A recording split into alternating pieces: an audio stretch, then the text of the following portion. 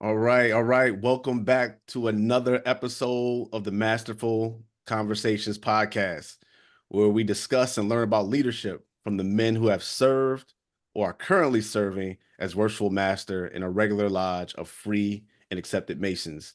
I am Brother Matthew Wagstaff, a proud past master of Eureka Lodge number 36 in Rochester, New York, and I'm serving with. I am Past Master Mark Alexander of Sons of Kings Lodge number 123 out of Brooklyn, New York, where Brother Fitzgerald Boyce II currently serves as our worshipful master. I keep doing this every time, Mark. Not every time, Every but time. sometimes. Yes, yes. Yeah. Yes, definitely. Worshipful Master, Jermaine Myers, please forgive me as always. I always go through this every time. Most Worshipful Master Jermaine Myers serves as our Worshipful Master for Eureka Lodge number 36. We both hail from the Most Worshipful Prince Hall Grand Lodge of the state of New York. We're currently serving as our Grand Master is Most Worshipful Reverend Dr. Darren M. Morton. We have an esteemed guest today, our first past Grandmaster who is on the show today. So we are definitely excited about the conversation and want to learn more about the journey to the not only the East, but the Grand East. But before we get into the introductions of our guests, we have a quick disclaimer. This show is intended for educational and entertainment purposes. If you have any questions about anything that come up, please refer to your specific offices. And that is something else that I forgot right now that didn't come into my head right now. But the views and opinions are our own. It does not express the views and opinions of our lodge or our Grand Lodge. Absolutely. And it's funny because about a month ago, the views and opinions of our guest today would have exactly. It'd have been all him. It would have been from the Grand Lodge. Immediate past Grand Master. Absolutely, absolutely. So we do have past Grand Master Gregory Robertson Smith Jr. here today as our guest. Past Grand Master Smith served as Worshipful Master for Boyer Lodge number 1 in Harlem, New York in 2005. He also served as the illustrious potentate in Medina Temple of the Ancient Egyptian Arabic Order of the Nobles and Mystics Shrine. And he is, as Past Master Alexander said, our immediate past Grand Master for the Most Worshipful Prince Hall Grand Lodge of the state of New York, serving in the years 2022 through the 2024 election. So, past Grand Master Smith, we are happy to have you here. We appreciate you spending the time. We know you had a long day traveling, but thank you for being here and happy to have you. No, thank you both for having me. I'm glad to be here. So before we get into something, I just want to say, because you said about Boyer won 1812 out of New York. Just keep that in mind for anybody that's watching this show. A lot of history, a lot of history with that name right there. A lot of history right there. Yeah, definitely. So, this show's about leadership, and certainly you served at the highest level of leadership within the Blue House and our Masonic body. And also, one of the recognitions that I didn't call out in our introduction, you also received your 33rd degree, the last degree in the Ancient Accepted Scottish Rite as well. So I definitely want to make sure we continue to call out that recognition and that elevation. So speaking about leadership, first of all, we want to talk about your journey to the East at Boyer.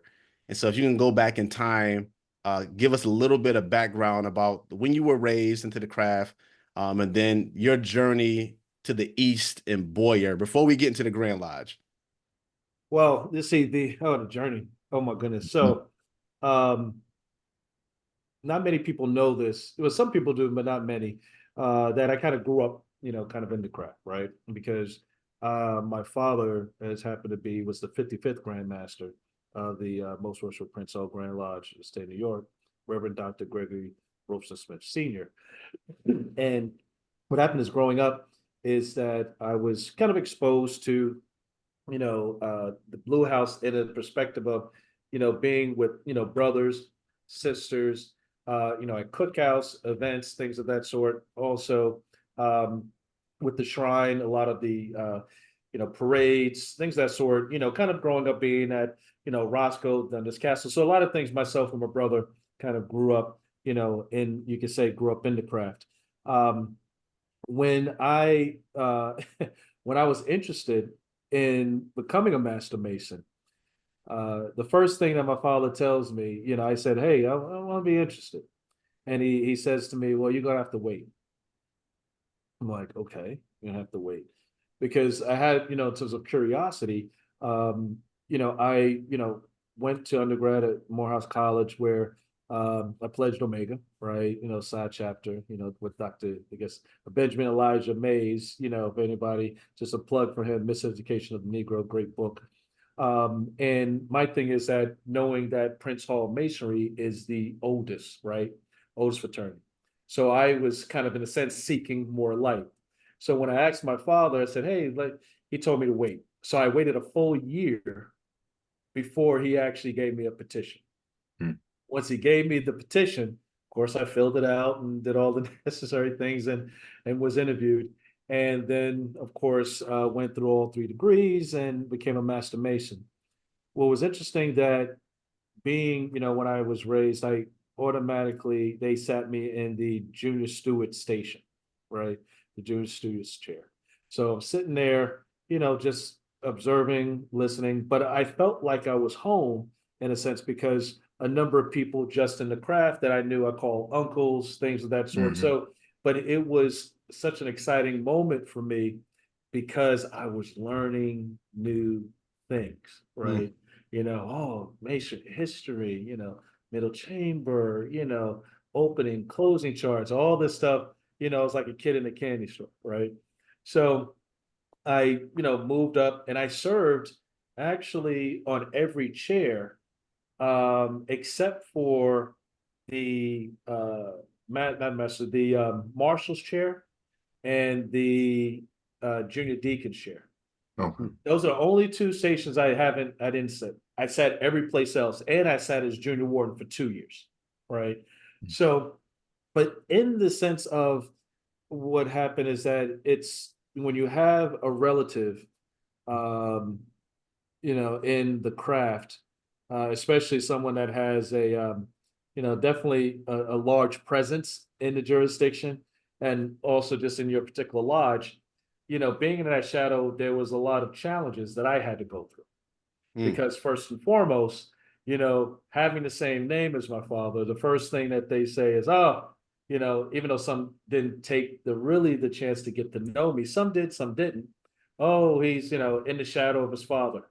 Oh, he's just like his father, or these other different things. You kind of have a particular stigma on you where that you have to work almost twice as hard to have your own identity, right? So people can see you for who you are and not as, your father's son kind of thing. It's unfortunate, but that's what it is. But I tell people, hey, I got a mother too. Mhm. Exactly. Uh-huh. So it's like, and my father would say, hey, he's like his mother more than me, Mhm. So it was in terms of challenges going up the line because there was, people always, like I said, just throwing roadblocks Mhm. against me going up the line. And I'm like, well, what the heck? And it's supposed to be a part of this, fraternal organization, things of that sort. But it was those roadblocks that made me stronger while I was going up to the line, right? And when it was during a past masters meeting when I served my first year as junior warden, because everybody knows the past masters get together and they have the meeting with the officers, the worship master, senior, junior wardens, and say, kind of give you constructive criticism, things of that sort. So at that time, I thought that I did a decent job, right, as junior warden. But then when I kind of got in the hammer, I kind of I was a little taken back first because, like I said, listen, I've always been a rough ashler, right? I Mhm. haven't been smooth. Aren't we all? Still Aren't we rough. all? I'm Yeah. still rough, right?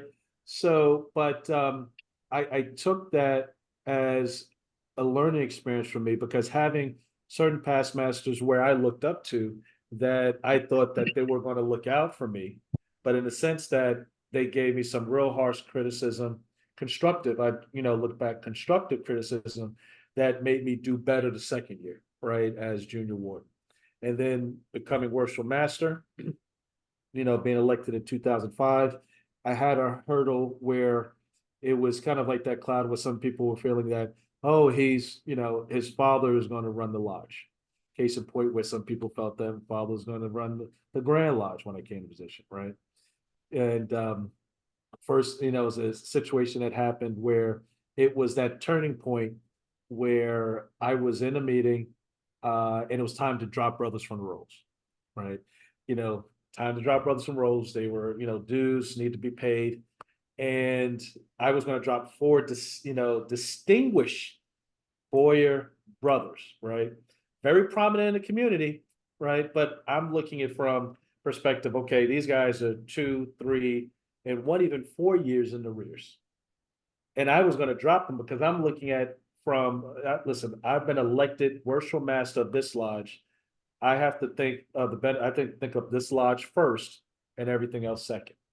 If we're paying for these brothers and they're not, and this is just me, if they're not coming out or making the effort, just making the effort to pay their dues, why do I need to worry about that, right? Mhm. I was a little rogue, like I said back then. But then what happened was that at the time that my father was I think his first year as senior grand warden, he comes up to me, while we're in open lodge, he said, Worshipful Master, had his finger pointing. Worshipful Master, I think you're wrong. That is not a good idea to do it. And that's like, well, they haven't been paying their dues. And it's my responsibility as worship master of this lodge is to act accordingly. And he said, they did a lot. We're going back and forth. And then I end up grabbing the gavel and I said, past master, when that happened, all of a sudden, kind of everybody's like, uh-oh, what's going to happen? Because, even though my father was a senior grand warden, right? He's still a past master of the lodge. Mm-hmm. And me as worshipful master of the lodge, I can call him past master because I knew my constitution. That's another thing too. Hey, brothers, know your constitution, know what your powers are of the worshipful master. So once I said that, of course, I made him and and other brothers to pay for these brothers who are in the rears, and trust and believe that the holidays were a little tense, Thanksgiving, everything else. But at that point, there was a number of senior members of the lodge that found and had a newfound respect for me because how I carried myself, right? But my father and I always knew that we had that, I was always my own man. I've always been my own man. But it had to, take that particular situation to show that, you elected me, in this position, and as your leader, I need to follow to make sure that our lodge is taken care of. So, but yeah, in terms of that it was a struggle, like I said, over the years until that point. And from that point on, it seems like my Masonic career, kind of, shot up in terms of trajectory from that. And to be quite honest with you, when I was raised, I never thought of being worship master. Never crossed my mind. Matter of fact, all the things that I've done up to this point in my Masonic career wasn't in the forefront of my mind. I was just happy being a brother. Yeah. I had more fun and less stress by being that worker bee, that brother, going to lodge meetings, going to events, helping, supporting. I was fine with that. I was comfortable. But other people, had other, I guess you could say, other things for me to do. Yeah. But that I could, benefit, help and support the organization on a larger scale. So, What year did you get raised? 1998. 1998. So a couple years, 6 years to get to the East there. You say you spent 2 of those years at the junior warden as a junior warden. Yep. And did you serve as senior warden at all in your lodge? Yes. You did? Okay. Yep. So for a year. Yep, and served year, and then served worship master for a year. So 2 years junior warden, year senior warden, and then worship master. Okay. And then what was the size of your lodge? Boyer, a lot of history there. How large was the lodge when you were worshipful master? Oh my goodness. When I was worship master, I think we were like the second, we were either the second or the for the old, like the most in terms of membership. We had at the time 190, I think it was 195, something around there at the Okay. time in 2005 aboard. Because I think we were like number one, number two in terms of membership. I think number one at the time was like between us and Joppa, Lodge number 55. So I Mhm. think it was between us two lodges in terms of amount of membership members. Got you. Was Calvin Martin still Grandmaster when you were Worship Master? Yep. When I was Worshipful Master, he was the Grand Master. Yep, he was Grand Master. Excellent, excellent. That's great. So you definitely put in the work here to go from junior steward to Grand Master is a story in and of itself, and it's pretty inspiring for brothers when they come into the craft, knowing you can start from what some believe to be sort of like the starting point in the lodge, all the way up to that one what some can believe it to be the highest in the Blue House as well. I'm curious now to sort of transition from your elevation from in the your Boyer Lodge through the elevation to the Grandmaster, and how that progression occurred, and then talk a little bit about like how your leadership style may have needed to shift from the Boyer level to the Grand Lodge level. Well, when I got out the chair as Worshipful Master, I was active, in other houses. When I mentioned about the King David Consistory, also the shrine, Medina Temple number 19, but also I was involved in my district, district level too. When I was involved in those houses, and also with the district, I kind of thought about, all right, what can I do to kind of help move our organization forward in a sense, right? What can we do different? Where could be more business focused, something moving into the next century? Because as you know, listen, this organization is a business, right? And it's like, how can we institute something new? Keep to tradition, that we have the foundation, but do something different and new. So what I started to do is incorporate things I do, say at the office, something simple as communication, right? Because I think communication is a simple thing, is an easy thing to do that everyone can do it.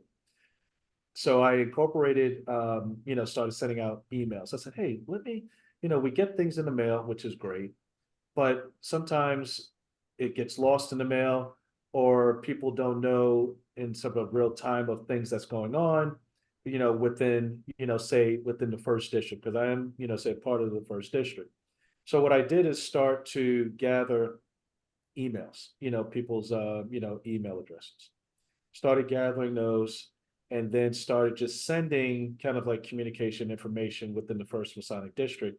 Because when I was first district president, and I served under two presidents in the first district. Will Gines was past master of Masters 99, and Leon Gladman, who was also the president first district, which I served under him as well as the first vice president. Mm. So what I did is started sending out emails, letting to brothers and sisters in the first district.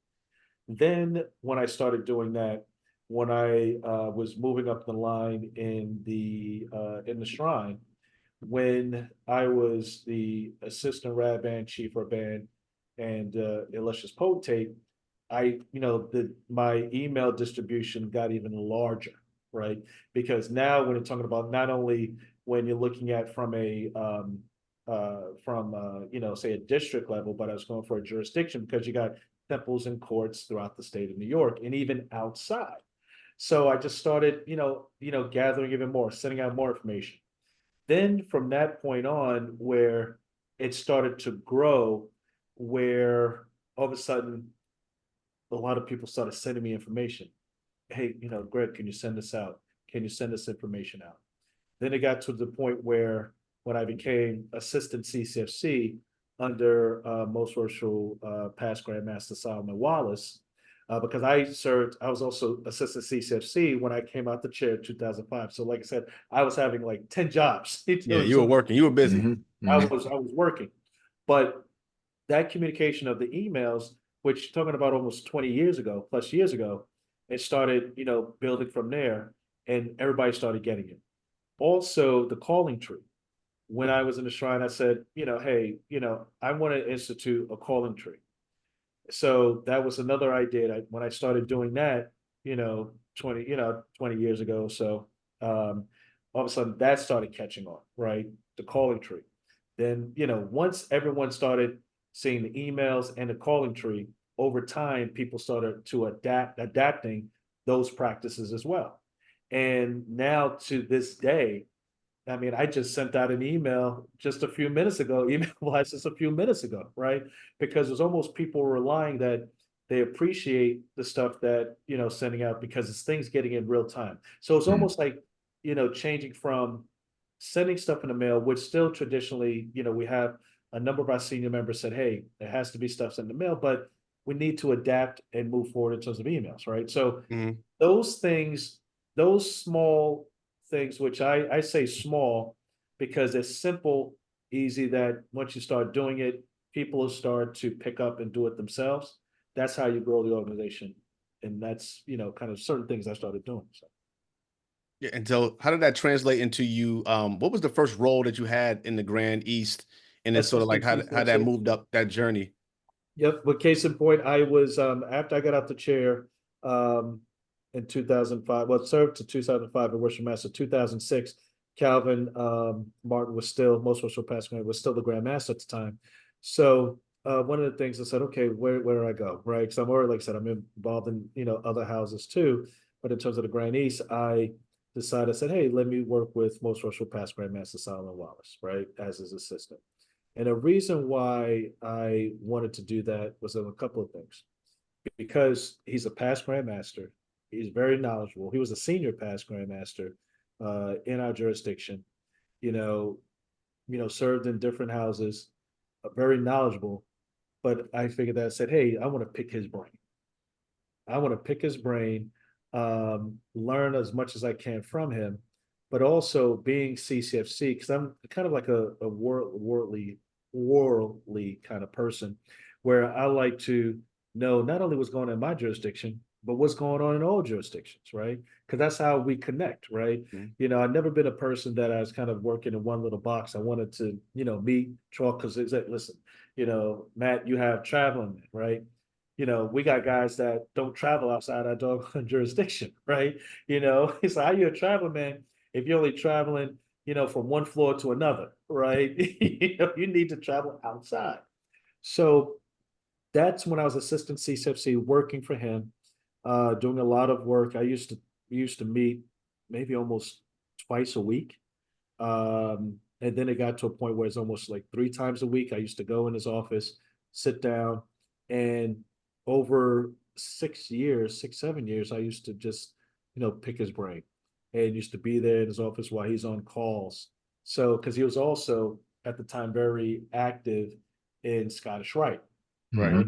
So, like I said, I'm just like a sponge because it's going back to when I first was raised and I was sitting in the junior steward chair. That's when I was like, okay, I'm learning stuff.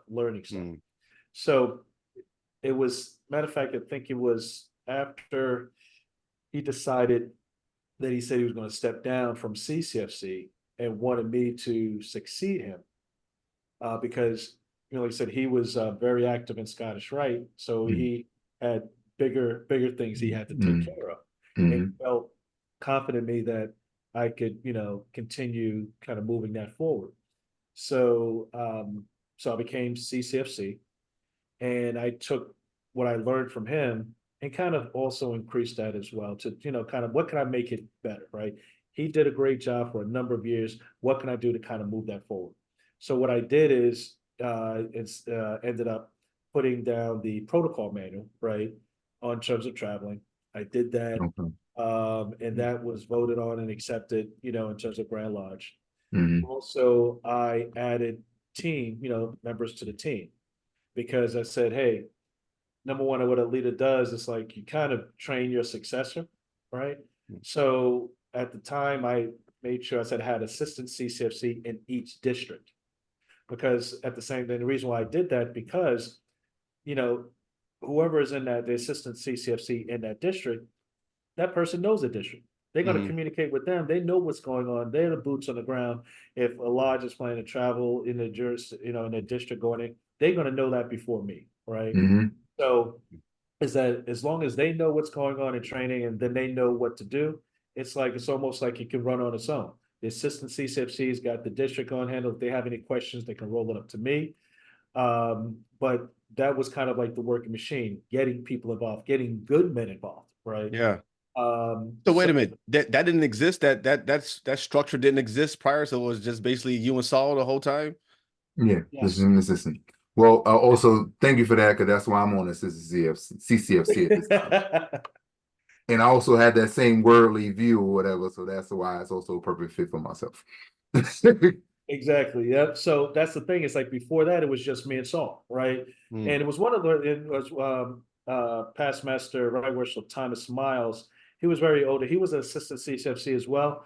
But he was so much older. But basically it was me doing kind of like the grunt work, right? Of a lot of the stuff. So, Mm. I used to get calls from the worshipful masters, district deputy grand masters, everyone was calling me in terms of getting the necessary approvals. Of course, I talked to Most Worshipful Past Grand Master Solomon Wallace to get necessary approval, sending letters out to other jurisdictions, to other CCFCs. And at the time, I was the first CCFC not to be a sitting past Grand Master. Man. Not a past Okay. Mm. Mm-hmm. So I think that when other jurisdictions kind of looked at that, because the first thing they used to see when they saw Gregory Smith, they thought I was my father, right? Okay. Yeah. And they're like, "Oh, Greg," and I said, "No, no, no, I'm Greg Jr." "Oh, Greg Jr." But the thing is that when other jurisdictions saw that, hey, you don't need a past Grand Master to sit in the position, right? Mm-hmm. Even though they looked at it traditionally, because a Grand Master has the knowledge and understands what's going And on. then the connections, he done been out there and knows Mm. people. Mm-hmm. Absolutely, Makes absolutely. sense. So I Mm-hmm. was that, the first to do that, and others followed in other jurisdictions where they had other jurisdictions that came, there was CCFCs that weren't sitting past Grand Masters.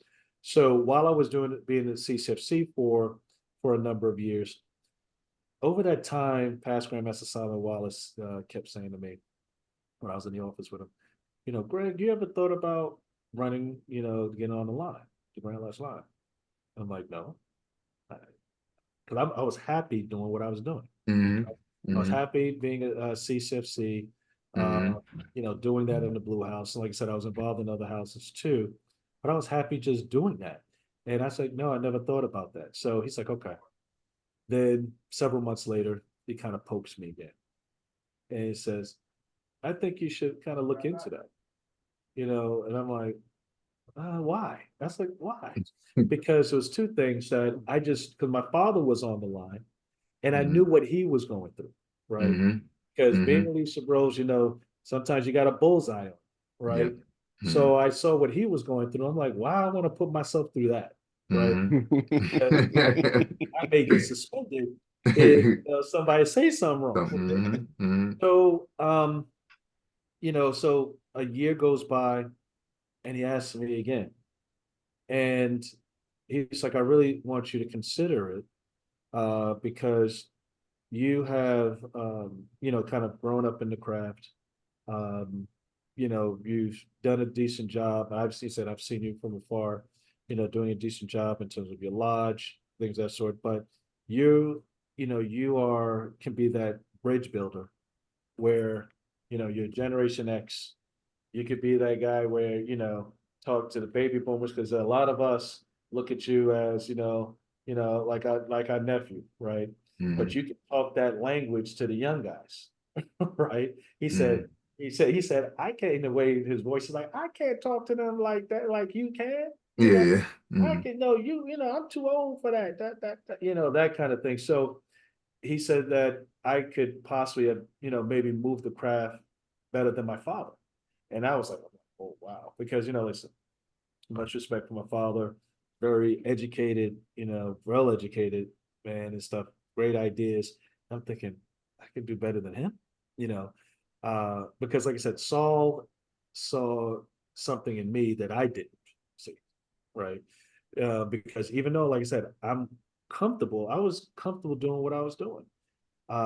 So what happens later on that evening, I called my father up. I was like, "Hey, Dad, Saul wants me, told me I should consider, running for junior grand warden." And I said, he said, "Well, what's your thoughts?" I asked him what's. He said, "Well, what do you think?" And I'm like, to be quite honest, I don't know. I told him I don't know. Because I said, I see the stuff that you go through, the things that you had to deal with.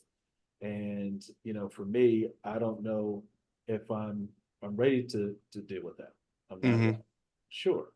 So he said, well, I said, okay, you think about it. And another 6 months goes by, right? Saul pokes me again. And I was like, all right, Saul. I said, I'll do it. I told him, I said, I'll do it. And I told my father that I said I would do it. Now my father said to me, he said he was afraid for me, right?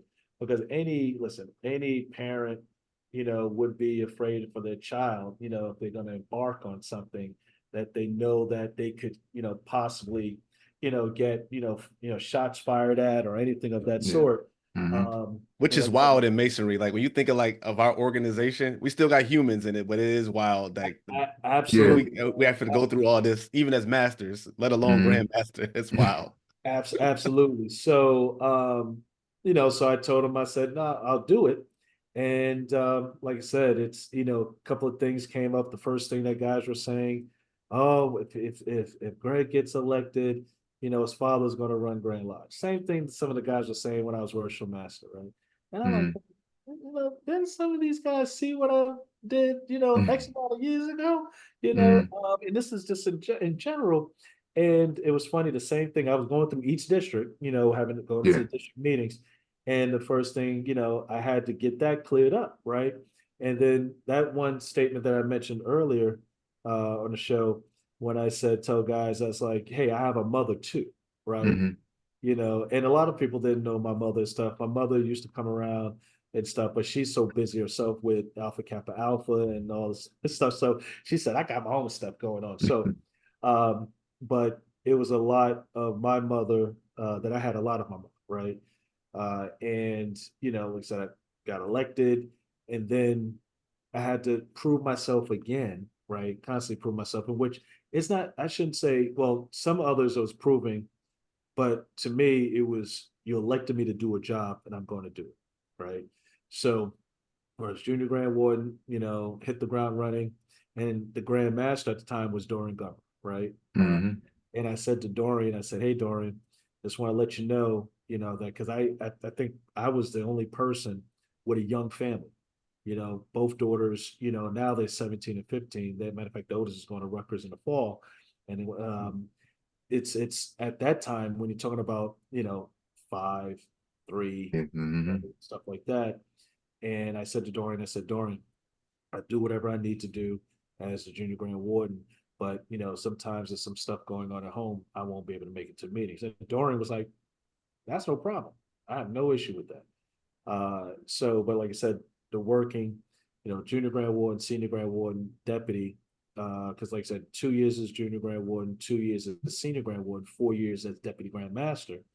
And then, of course, in terms of the grand master, um, I made sure that I did the job that the brothers elected me to do, right? Um, I think that a number of people may or may not know that in terms of and I'm sure you guys know because you guys, been in the roles as masters of your respective lodges and in terms of wealth houses, the sacrifice your family makes too.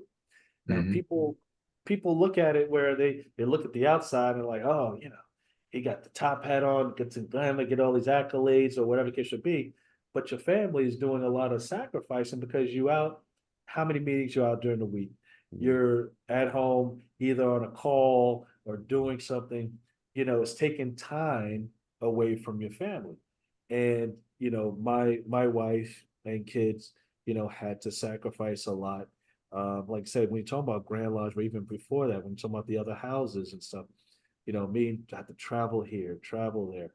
Um, but it's a hard balance. It's a hard balance. And some guys, say to me now, they're like, well, Greg, why do you stay another year? And I'm like, I said two things. I said, number one, I said my family, right? But I said also, I have a great line. I have a great deputy. That's like, shoot, me and the deputy, tight. I said, and I know he can run the Grand Lodge with his eyes closed. So I was like, I'm good. Right. I said, Mm-hmm. but also too is that I knew, that people can overstay their welcome, right? Mm-hmm. Mm-hmm. Mhm. And the thing is that, you know, all I can say is that, I was hitting the ground running. And that's another thing too, is that I knew that I was going to hit the ground running, do what I can, with my foot on the gas, because my foot was always on the gas when I was junior grand ward, right? And the same way when I look back in my lodge, when I was, junior steward, and when I was moving up the line, I was already thinking two stations ahead Mm-hmm. because you got to be prepared. You don't start preparing yourself in that leadership role once you get elected into that leadership role. The preparation comes in way before that, Mm-hmm. So that's how I operated when I was in my lodge, because when I became master, I already had my trestle board, I had everything I had done, and we hit the ground running. Same when I became grand master. I already had new ideas what I was going to do. I put the pen to paper and hit the ground running when I became grand master, so that it wouldn't be no year or so or a gap in there, a delay. Mm-hmm. I hit the ground running, and that's why I decided to move on. So Yeah, definitely get it. First, I want to say one thing I do appreciate that I know our Grand Lodge does, and I've seen it in other Grand Lodges too, when you talked about with the family and the sacrifices or whatever. I know usually at Grand Lodge session, they'll have the wives come out and they give them flowers or show them the honor or something like that, because it is a sacrifice, especially I can imagine on the Grand Lodge level, the amount of time they have to spend outside of your family. So I'm glad that we definitely make sure we do that, because that's important to make sure that they know that their sacrifice isn't in vain. absolutely, because the thing Mhm. about it, so it's funny that during mid-year, Mm-hmm. they had the wives and stuff like that at mid-year, Mm-hmm. Mm-hmm. but we never had that grand lodge session Okay. until recently, until I had my wife and everyone come up, right? Because Mm-hmm. every time you write, Mark, Yeah. because I, go to jurisdictions, Mm-hmm. I noticed that when the grandmaster is giving his allocution, his Mm-hmm. stewardship, he has his family in there, and everyone's there when he's rendering his allocution. In New York, Mm-hmm. had just the brothers, right? Yeah. Mm-hmm. But I wanted this time to be special because, like I said, I wanted the brothers, because even though the brothers, they knew my wife and my daughters when I came to mid year Mm-hmm. a few years ago and stuff, and even though they saw my wife, from time to time at mid years when we had it downstate, we had Mm-hmm. stuff downstate. Thank y'all for moving it back a little bit closer to us. Appreciate y'all. Thank you for that, Grant. Past Grant. Thank you. It's almost where I wanted her, to see, in terms of to hear my stewardship, right? To hear Mm-hmm. my stewardship, but also the brothers to understand in terms of, hey, these are, my wife and daughters, and they were in terms of the sacrifice, right? And I think during the time when I was reading the stuff, I couldn't hold back. I was trying. I mean, it Yeah. was emotional. It was emotional. It's Mm-hmm. emotion.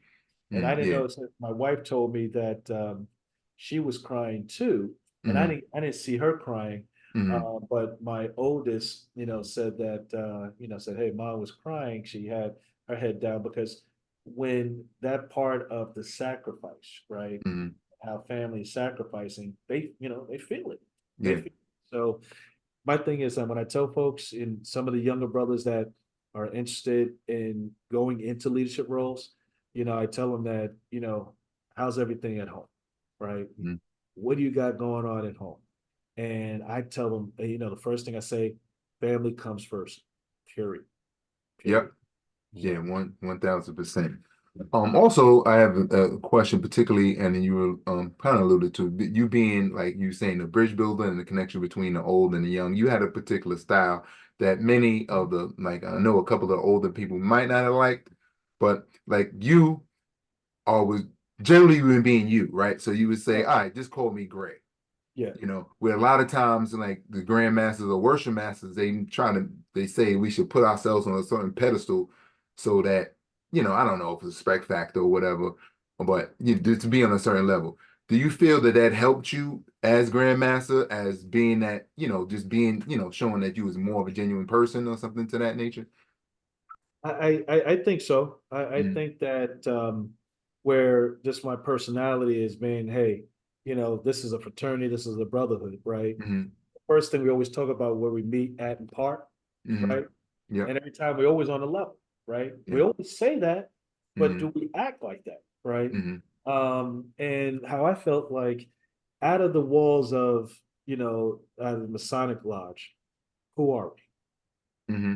If I'm walking down the street, Mark, and I turn around, I run into you, and Mm-hmm. I say, yo, Mark, you Yeah. know, Mm-hmm. you don't run right worshipful or Grand Master. You know what I'm saying? It's like Well, to we will, me, because half of us don't know each other's names. You yeah, yeah, exactly. That might They be do, easier to they just say do. right worshippers. Let me tell you, they do that. A lot of times, I ain't gonna lie. It was a lot of times, it's like I forget guys' names and I just say past master right worship or something Yeah, like that. that's what it Mm. is. Listen, But we can only know 100. They say we can only know 150 people. By the time you grand, you know like 2,000. That's right. That's right. So my thing is like, you know, it's how we connected, right? We like I said, meeting on the level. We're all brothers, in terms of titles, because I feel that if we are a fraternity, I feel more connected to you when we having that conversation as just being brothers, right? Because to me, it's like, listen, I do understand protocol, don't get me wrong. Mhm. If we and I tell brothers, it's like, hey, we're in the open lodge. I understand you gotta, call Of titles. course. I said, but once that Bible is closed, Hmm. still keep calling me, right worshipful or most worshipful past grand master, stuff like that, because no matter what, I'm gonna be Greg, right? Yeah. When I leave this place, I'm gonna still be Greg. It ain't gonna be most worshipful past grand master, on my tombstone or whatever the case may be, but I will be Greg. And I think that when people see that, it's you bring it's like connecting people more when you start using titles and separating yourself, you Hmm. know because in leadership roles, we serve the brothers, right? We serve the Yeah. people, right? We didn't get in this role because we wanted guys role. We got elected, right? Hmm. And it's all about being, we serve, the brothers. And that's how I look at it. When I'm in the role, when I was Grand Master, I served the brothers and the sisters of the organization. It's in a support role. But that's just my personality, right? I've never been on titles, never been that, because I know who I am. Hmm. I mean, listen, you know who I am. Yeah. So Hmm. why have to call me that? As long as you don't call me, some other, bleep beep beep beep beep, Yeah. something. That's a little Well, different, but right? that's a But gem. yeah, That's a gem there. exactly. Like self-awareness is huge in leadership, and like knowing who you are before you get the title makes a huge difference. And you could be 20 years old and still trying to find yourself. You could be 55, still trying to learn yourself. You could be 80 and still don't really know who you are. So brothers taking the time to learn themselves before they get elevated or put in these positions, I think plays a huge role in how much the title goes to their head or not, or becomes their identity. So thank you for bringing that up. But Yeah. humility, but that's one thing I think that the thing we're lacking, right? Is humility. Because listen, we could be a testosterone driven organization, right? But it's okay to be humble, in certain cases, right? Because sometimes you got men that feel if they show that, it's a sign of weakness. Mm. Mm. And it really isn't, right? It's just basically I show it's a sign of strength because you are able to open yourself up to that. Yep. Hmm. But that's something that's been from time immemorial, and Yeah. I don't think it's ever really going to change. But as Yeah. long as you got some people that kind of understand it, then hopefully everybody will get it. So Yeah, hopefully we can carry it over. We have one definitely staple question that we have on the show. And that question is, what is effective leadership to you? What do you know as effective leadership? Effective leadership, communication. And I think I Hmm. mentioned that earlier. Hmm. Hmm. Communication is the key, uh, especially if you're trying to, um, drive your particular goals, your plans. But also communication is a back and forth. It's not a monologue, it's a dialogue, right? Because same way where I'm communicating and say things that I want to lead of this services organization, I want to be able to have the brothers give me feedback, right? Mhm. And feel what they look at, what's their needs and their wants are. Once you kind of had that and kind of married the two, then I think that helps, right? In terms of leadership, but also effective leadership is when that communication, even go into a subset of that, is how you're communicating to, your organization. Hmm. Because a number of us, receive information differently. Some of us are more visual, auditory, kinesthetic, things of that sort. When you're looking at those senses, some of Hmm. us, receive information and retain it differently. You have to make sure, number one, know your audience.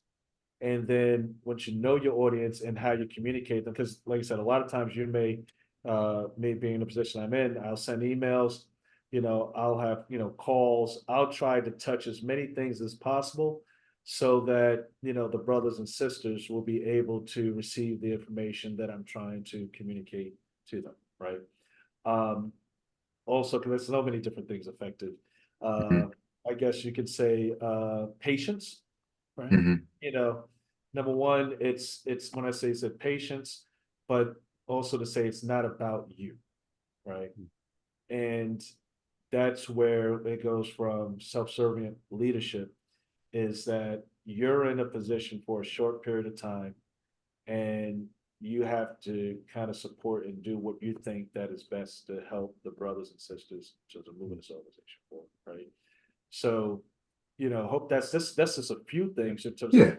Let me ask. oh, yeah, go Let me ahead. tap into that. Let's Sure. put a point on that real quick. Apologies on No, no interrupting you. problem. Yep. Um, when you talked about the effective leadership being it not being about you, and we talked about the self-awareness factor that goes into it, knowing yourself, it can be easy for someone once they get that bigger hat, as we said in the previous episode, um, for it to feel like, hey, if this goes wrong, it's all on me. If it goes right, it's all on me.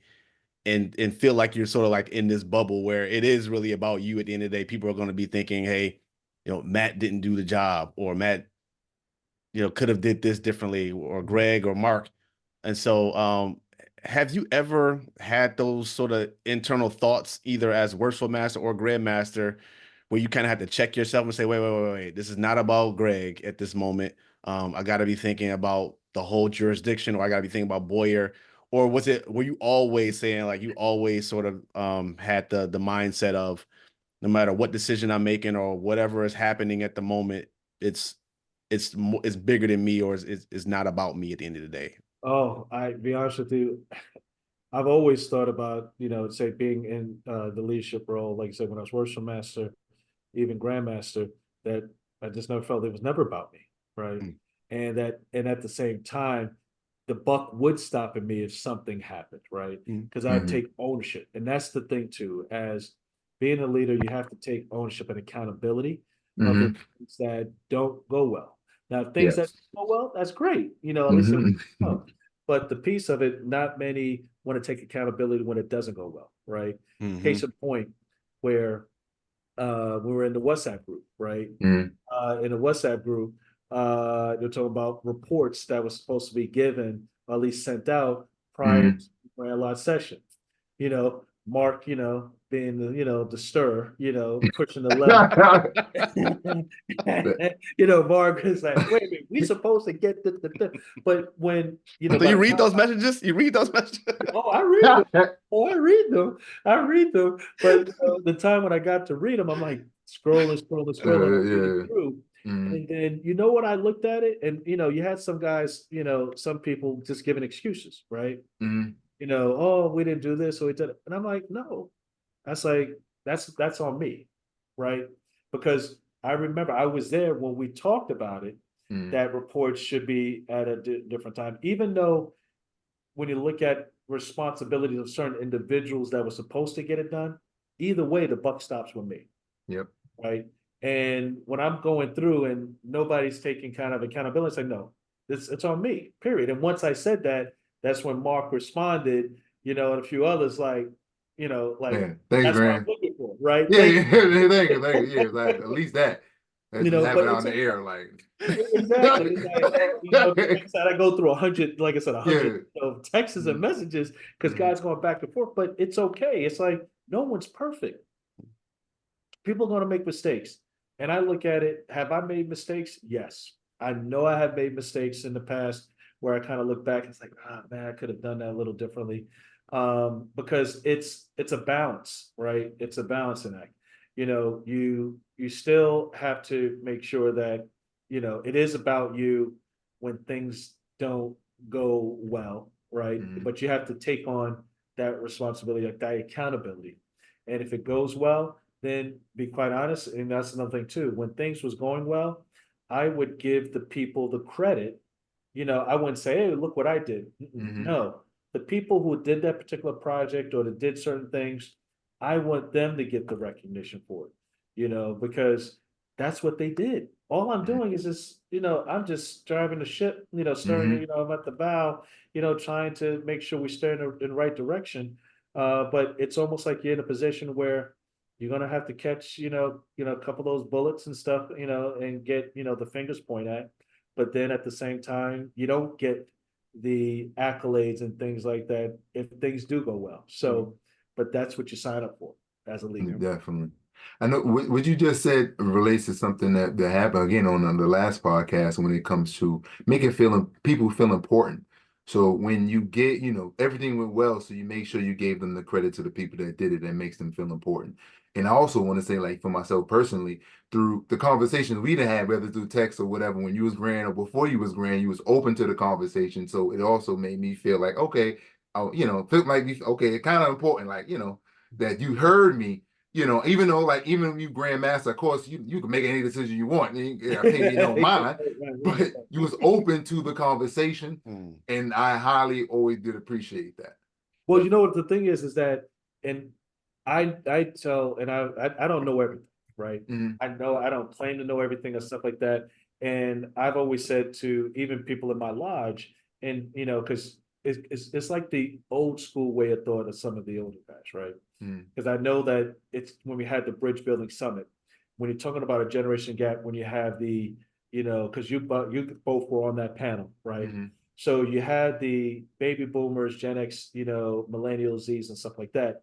But, me as a Gen Xer growing up, got baby boomers, it says, okay, do as I say, not as I do, right? mhm, And it's almost where, in terms of the way that the communication happens, it's almost where, all right, you know, I may know something that you may not know. Just because I'm young, that doesn't mhm, mean I can't not, bestow some kind of knowledge that you may not know.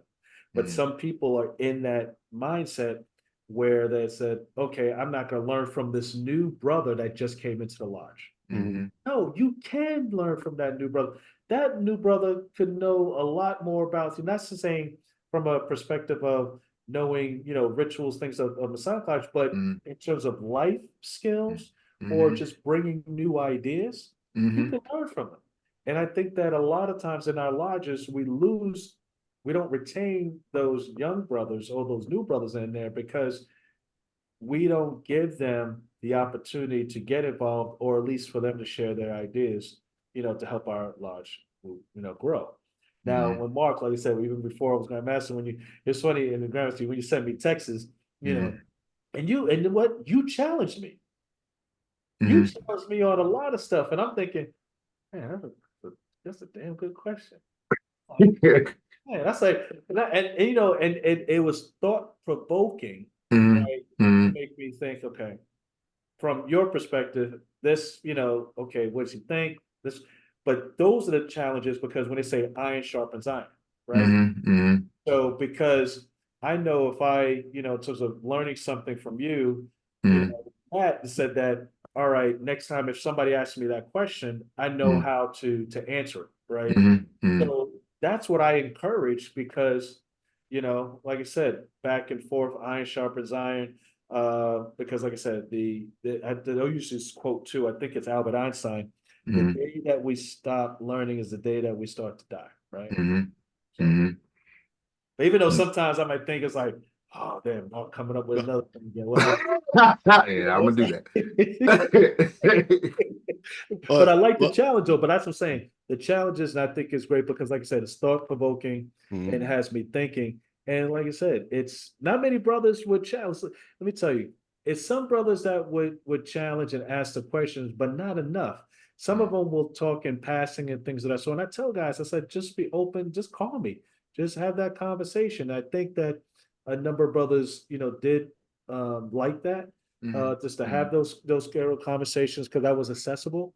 Yeah. Because I know in the past, not many grandmasters were accessible, and I don't know if it's just because of, you know, me just connecting to brothers while I was moving up the Love the line, line. you Yeah. know, because Mhm, like I said, before I was junior grand warden, I was all over the place, right? mhm, mhm. I was moving up, talking to people, things of that sort. And I think I built the relationship with 11 people where they can feel, let me give Greg a call. Let me get somebody, you know, give him a shout and see what's going on. So, Mhm, mhm. Yeah, definitely. That's what Yeah, it is. I know that you know you had a pretty profound or very concise vision that I believe was pretty profound because it was so simple, but it spoke volumes in terms of one family, one jurisdiction, one jurisdiction. Um, what went into that? So we talked about effective leadership and the communication and those aspects of it. We also talk about effective leadership being having a solid vision for people to really galvanize around and really champion. And so I'm curious about like when you were going up the ranks, where did that vision come from? So if a brother's thinking about right now, thinking about a leadership role, and I don't believe that you have to be worshipful master or even grandmaster to have a vision for the lodge or to be able to contribute to that vision. But I'm curious about where the seed was planted for you to really start that one family, one jurisdiction vision. Because I think it really, for me, it really sparked an interest for me to get outside of Buffalo, outside of Rochester, outside of 7th District. Because, people think New York City is New York, and they think that New York City and Buffalo are like an hour apart. Like we are literally like 7 hours apart. right. So, you can literally live your whole life and never go to New York City if you live in Buffalo and vice versa. Mhm, Right. But the fact that we are one jurisdiction and it really sparked my thinking and my interest in traveling more and really trying to connect. And I think that's one of the biggest opportunities is for us to continue to build that bridge from Buffalo, Niagara Falls to downstate New York City and up to Watertown. So I'm just curious about where the seed was planted. Were you thinking about that as you were thinking about leadership in the future, or? Well, that seed was planted in 1976. mhm, Mm, That's when the seed was planted. When, you know, being that young 6-year-old, and then also in terms of, you know, the next year 7, seeing the brothers and sisters with each other, right? At cookouts, at the Harlem Day Parade, where you had the different houses and things of that sort. That's when the seed was planted because it had, I didn't really know about any of the different houses at that age. Um, it wasn't about any districts, no districts 1 through 7, no lodges, no different chapters, nothing. All I looked at it was just, you know, family, right? mhm, Just brothers and sisters. Um, I wanted to bring that back again because, like I said, once I, you know, got into the craft and start moving up and start getting deeper, deeper, deep in the rabbit hole, I'm like, you know, I still had the eyes and that vision of that 6 or 7-year-old, what I saw, and that just stuck with me. And I said, what I'm going to do is, if I ever get into a position of leadership, that that's what I'm going to drive because I look at it as that we could be, you know, if we were just together more effective and have more pride, just everything instead of being separate entities, which we tend to, find ourselves that, just to be working in silos, right? I said, if we can just have just everyone think worldly, because like I said earlier in the discussion, that I've always been kind of like a global thinker, always outside of the box. And I think that once I started getting other folks in lodges and chapters to think outside of their respective lodges and chapters and districts and think about the big picture, then I said, I think that will kind of help everyone kind of be more connected, as one family. So and I actually started saying one family, one jurisdiction when my first year as deputy Grand Master, right? Because, like I said, I had it in my head, I was senior Grand Ward doing a bunch of stuff. And I'm like, and how is this, I used to send out quotes and stuff like that. I need to get back to that, sending out little messages and quotes. But then that one family, one jurisdiction, I was like, what? I said, it just, like I said, it just popped in my head, just thinking about that, and it just stuck, so. Definitely get that. And just related to that, because again, it's something that Ali brought up, with the change in, do you feel there's a real change in the craft itself when it came to like being more family orientated, or even he didn't mention that, but he talked about how, in which you said something like this, how you used to just sit back and listen to Saul. You put yourself in a position just to sit back and listen to past masters. You ain't even have to be like all talking with them. You just want to be around them, and you can glean something from them. Do you feel that's still a thing now? Because it don't seem like it. I don't really see it myself. No, the thing is that, and that's why we're talking about the trying to get that thing in mid-year about the right? Because I wanted to do something where can have those guys talk to the senior members, right? And interesting that some of the senior members, there was a few that was in there. You had past Grandmaster E. Thomas Oliver, you had past Grandmaster George Brown, that was in there. Also, Herman Simpson as well. Now you got a few of those guys get it, right? You got a few of those get it, but there's still quite a few that weren't there that don't get it, right? That didn't get it. And it will take time, right? But you had some influential guys that's in there that get it, that understand, they know that in terms of sitting back, listening, having the young brothers with them. But the key is also when you look at, and you said with Herman is getting the young brothers involved. Yep. And that's the same what Saul did with me, right? And the same, and the thing about it, I'm looking at it now, like I'm probably going to be one of the old young guys, because eventually, like I said, is that right now I'm a junior past Grand Master, right? I'm 54. I still got time. Like I said, everybody's gonna. It's almost like people are looking to me. It's like trying to do those things. But if I can keep, like I said, the conversations, getting the millennials involved, the Gen Zs involved, that's what the Gen Xers, right, and millennials need to do. Is it going on in all the lodges? No, it's not, because we didn't have all those brothers there. Some of them were just stuck in their ways, and that's okay.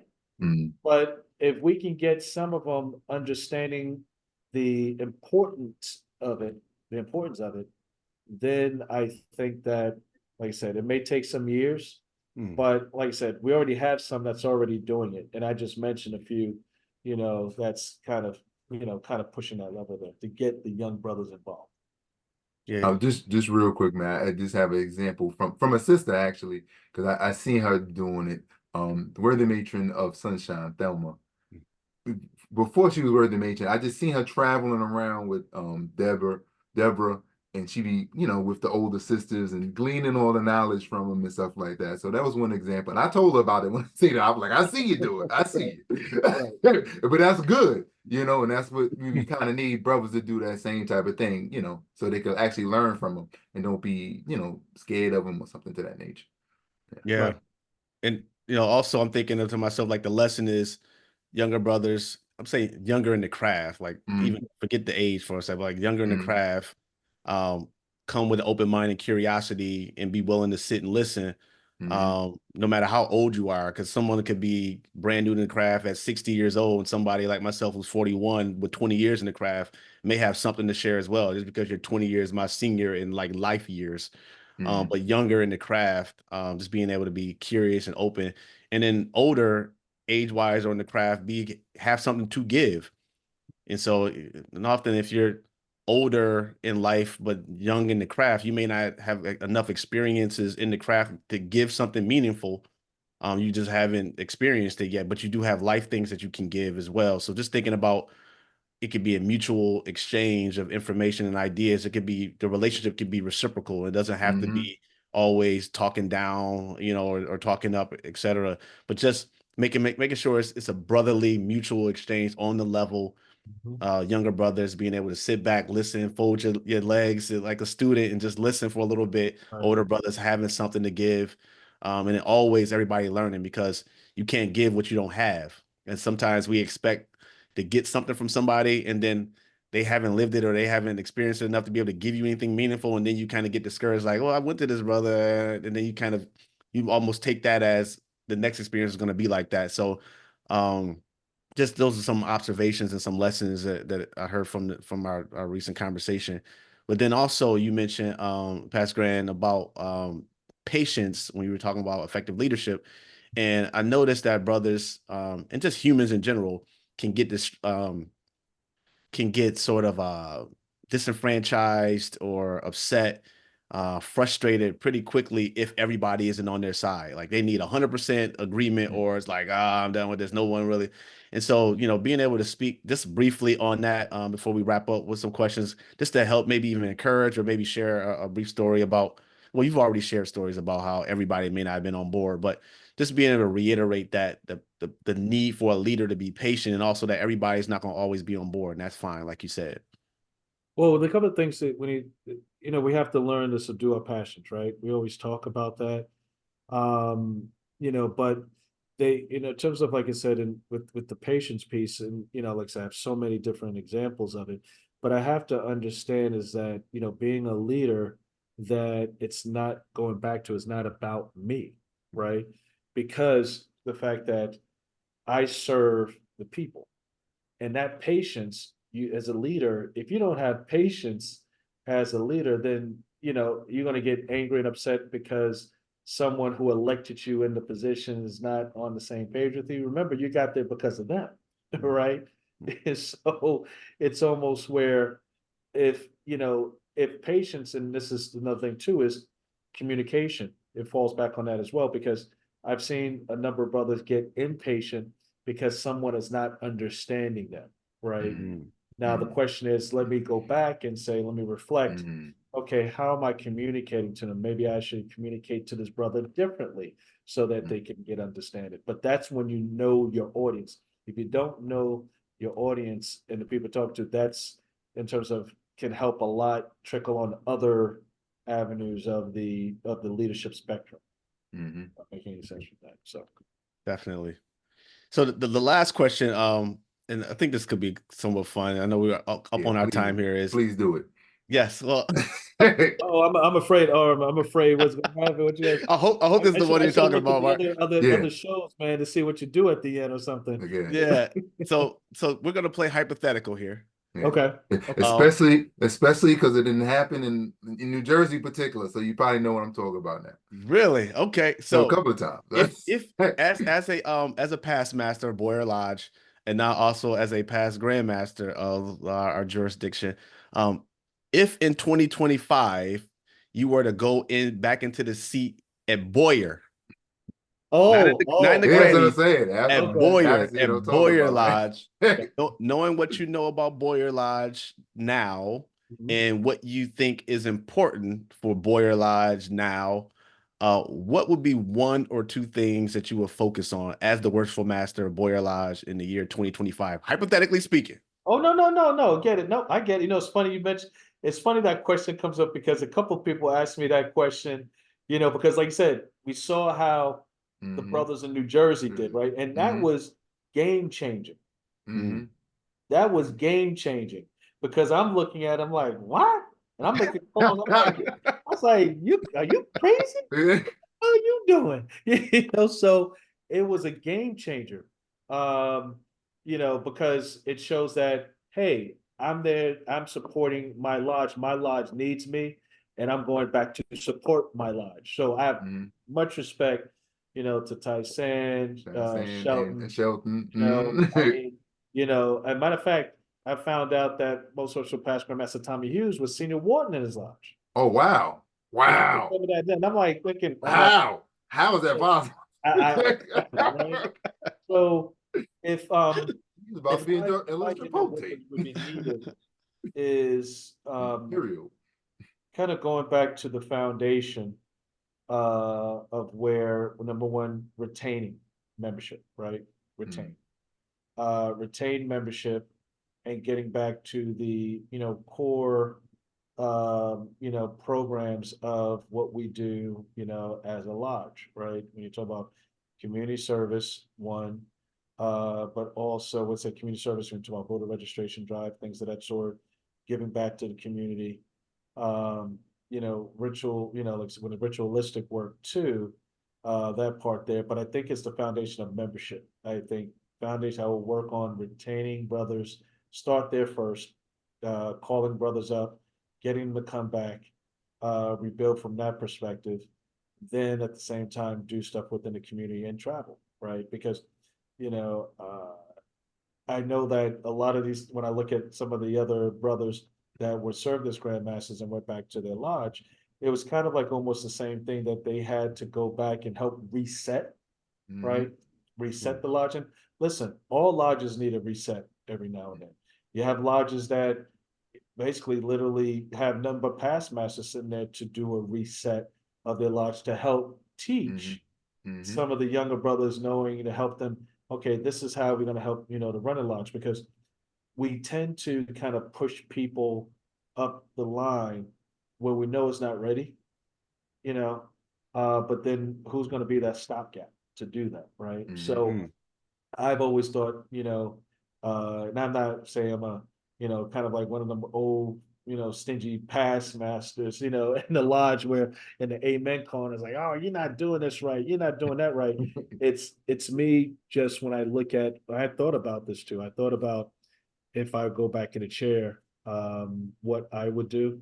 And it did cross my mind to go back in a chair, but I have to get approval from the Grand Master of my household.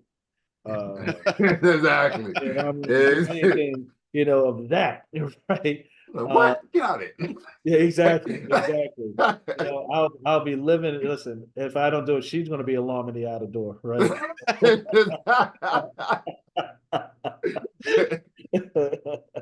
Uh, So Or yeah, that, or the so temple's gonna be your house. One of the two. yeah. absolutely, absolutely, absolutely, Oh my absolutely. gosh. All right. So retention of retaining brothers. Yep. And I love what you said here. And this is something I gotta do better about as well is calling brothers, like actually physically calling them instead of the text message, instead of the email. It's so Mhm. easy to do a quick text message, but that calling is we keep hearing that over and over and over again, like the actual voice Yeah. to voice, Mhm. you know. Mhm. So yeah, instructive tongue, attentive ear, and just having that conversation. And then you talked about community service and also ritualistic work. These are things that we continue to keep hearing.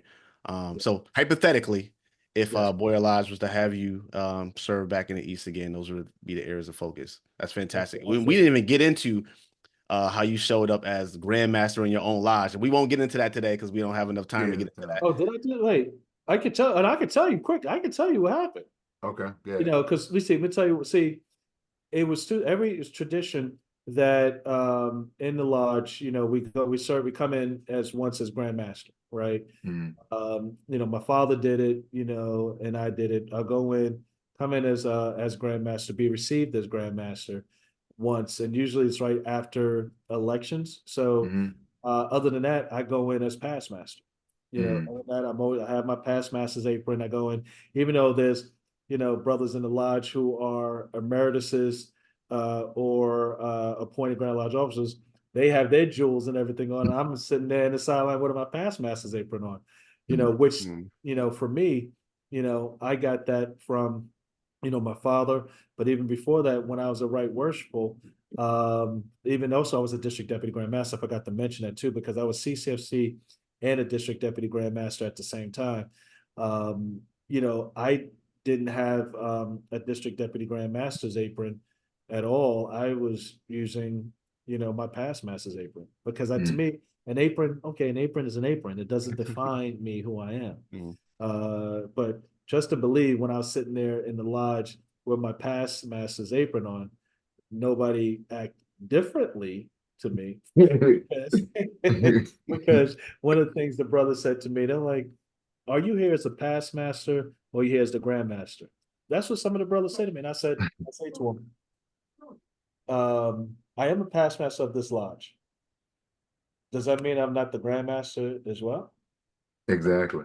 They If kind you of, ain't the Grand Master, who huh? is? Yeah, exactly. You know, because because that's the whole thing. It was brothers that for years they were talking about situations where a brother left, you know, had a different apron on. He left and came back to put on his apron, but then they lodge closed. But I tell people, I was like, just because you're wearing an apron doesn't define what position you hold, right? I said, I could come in, I told the brother, I could wear a white apron. Does that mean I'm not the grandmaster? I'm still who I am, you know? But I told the brother, I said, if you want to test the theory, Exactly, jump.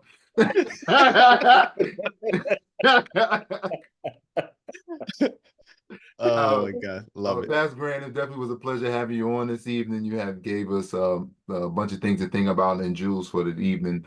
Definitely, as such as know your constitution as worship master, and definitely know your prerogatives and your powers as worship master. That'll make your year better. Definitely prepare early for whatever seat you're getting into. You can't do it in the seat. Make sure you prepare early for that. And extremely important, know how your family's first. So if you want, it's going to be too much in your family, don't take the position, because the family comes first more than everything. Right. Leaders serve in membership. Communication is key. It's a dialogue, not a monologue. So you should be talking back and forth with people. You know, how you communicate is important. There's so many things you again. One thing that's extremely important also, take ownership and accountability, the good and bad as a leader. That's important. That'll be the example, and people will look up to you when you do such a thing. So again, Grant, Past Grant, thank you for that. No problem, man. No problem at all. Dang, you take good notes, man. I'm like, what the heck? Hey, I said all that. I was Definitely. law secretary for 3 years. Oh, yeah. Absolutely. Yes. Thank you, Past Grandmaster. We appreciate you. Definitely appreciate you personally for all the support you did while I was serving in the East here, making the trips up to Rochester on several occasions to support us in our endeavors. And so I personally appreciate you for all you do and always being open as you share, being open to conversations and ideas and thoughts at the time, and responding to late night just random messages that I may have or thoughts about things that may come up. So thank you for being open. Thank you for honoring us as Lodge of the Year. Yes. Oh, yeah. Sons of Kings. Sons of Kings. Yes. Yes. I can't say the same thing, but Sons of Kings, congratulations. But no, guys, thank you very much for giving me this opportunity to have a conversation with you both. You know, I definitely appreciate it. And you know, you guys are doing great work. Just continue to keep doing great work. Much appreciated. Much appreciated. Well, there you have it, everyone. Please, I hope that you grabbed a couple gems from what Past Grandmaster Smith shared today. Please continue to like, subscribe to the channel. Certainly share this episode with as many people as possible who could benefit from what was shared today. We certainly believe that leadership begins with learning ourselves, and leading ourselves. Is impossible for you to lead other people if you cannot lead yourself. So please take what you heard today and take whatever resonated with you and help to build yourself, support your family, your lodge, your chapter if you're in the craft. And if you're not in the craft, be able to help you in your professional endeavors or your personal endeavors. So with that, have a great rest of your day and God bless.